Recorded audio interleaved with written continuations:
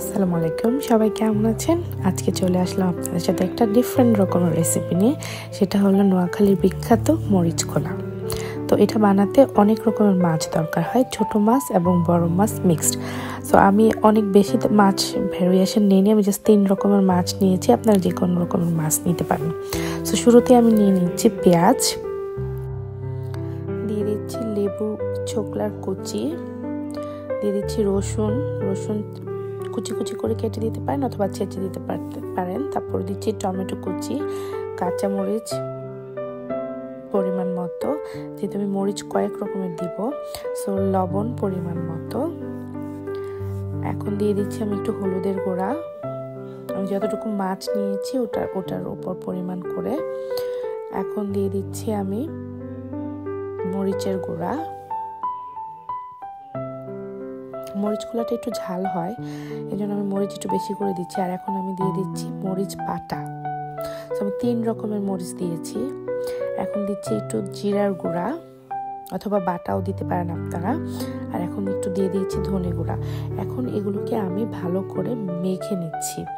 জিরা ধনিয়াটা না দিলেও হয়, কিন্তু আমরা যেহেতু এখানে একটু ফ্রিজের মাছ খাই, ডিপের ফ্রেশ মাছ না, আমরা যেহেতু ফ্রিজের মাছটা ইউজ করি, তাই আমি একটু জিরা ধনিয়া দিছি। ফ্রেশ মাছ হলে এটা না দিলেও হয়।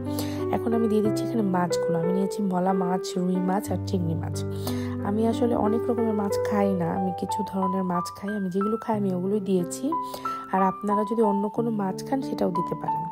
আর এখানে স্পেশালি তেলের মাছগুলো হলে ভালো হয়। আর আমি দিব একটু লেবু পাতা। আমার গাছ থেকে আমি 2-3টা লেবু পাতা কেটে নিচ্ছি। এগুলো আমি ধুয়ে মাছে দিয়ে দিব। এটা দিতেই হবে এরকম না, আসলে আমার মাছ সবসময় ভেজে খেয়ে অভ্যাস। আর যেহেতু আগেই বললাম এগুলো সব ফ্রিজের মাছ, তাই আমি একটু লেবু পাতা দিয়ে দিচ্ছি যেন স্মেলটা সুন্দর হয়। লেবুর চোকলার কুচি দিয়েছি, লেবু পাতাও দিয়েছি। এখন দিচ্ছি সরিষার তেল। মরিচ খোলাতে সরিষার তেলটা ভালো হয়। এখন আমি 2টা তেলে মিক্স করে দিব। এখন দিচ্ছি সয়াবিন তেল।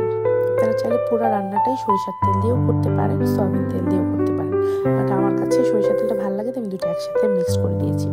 এখন আমি মরিচ খোলাটা বানানোর জন্য ফয়েল পেপারটা রেডি করে নিচ্ছি। ফয়েল পেপারটা একটু উঠাই নিচ্ছি যেন মাছের মাখানো ঝোলটা বের হয়ে না যায়। অ্যান্ড মাছটা মাখায় কিন্তু আমি 15 মিনিটের মতো রেস্টে রেখে দিয়েছিলাম। আপনারা চাইলে আরেকটু বেশি সময় রাখতে পারেন। আর এই যে এখন এটা হয়ে গেছে, এখানে মাছটা দিয়েছি। এখন আমি পুরো মাছ মানে ফয়েল পেপারে যে মাছগুলো দিয়েছি, এই পুরো জিনিসটাকে আমি একদম প্যাকেট করে ফেলবো।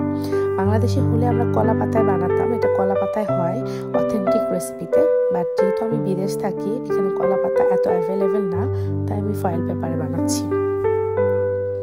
এই যে দেখেন মেরিনেশনটা কি সুন্দর হয়েছে, মনে হচ্ছে কাঁচাই খেয়ে ফেলি। এখন আমি এই যে উপর দিয়েও একটা ফয়েল পেপার দিয়ে দিচ্ছি। এটাকে দিয়ে একটু সিল করে নিব ফার্স্টে 2 পাশে, মানে 4 পাশে হাত দিয়ে চেপে চেপে। এখন এটাকে পুরাটাকে আমি একটা র্যাপিং পেপারের মতো পুরাটাকে ফয়েল পেপার দিয়ে একদম প্যাক করে ফেলবো। এখন আমি একটা তাওয়া গরম করে তাওয়ার উপর ফয়েল পেপারটা রেখে ঢেকে দিব।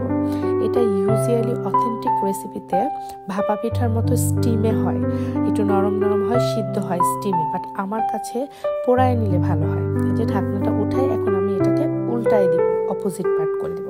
আর আমি একটা খুব 2 পাশ উল্টাই, আমার রেসিপিটা রেডি হয়ে গেছে। এই যে দেখেন একটা স্মোকি ফ্লেভার হয়েছে, কজ আমি এটাকে তাওয়ায় ভেজে নিয়েছি। ভেজে কি বলতে স্টিমে তাওয়ার মধ্যে করেছি, যেন একটা স্মোকি পোড়া পোড়া ভাব আসে। আমি ভাপা পিঠার মতো স্টিম দিয়ে করিনি, এটা আমি একটু ফিউশন করে নিয়েছি আমার যেভাবে খেতে ভালো লাগে। বাট অথেন্টিক রেসিপিতে স্টিমে করে, হ্যাঁ, গরম পানি দিয়ে ওটার উপর একটা স্ট্যান্ড বসাই দিয়ে তারপর স্টিমে করতে হয়। এই যে দেখেন আমার মাছগুলো কি সুন্দর লাগছে।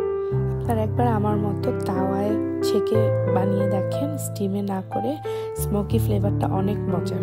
Thank you for watching. আল্লাহ হাফেজ।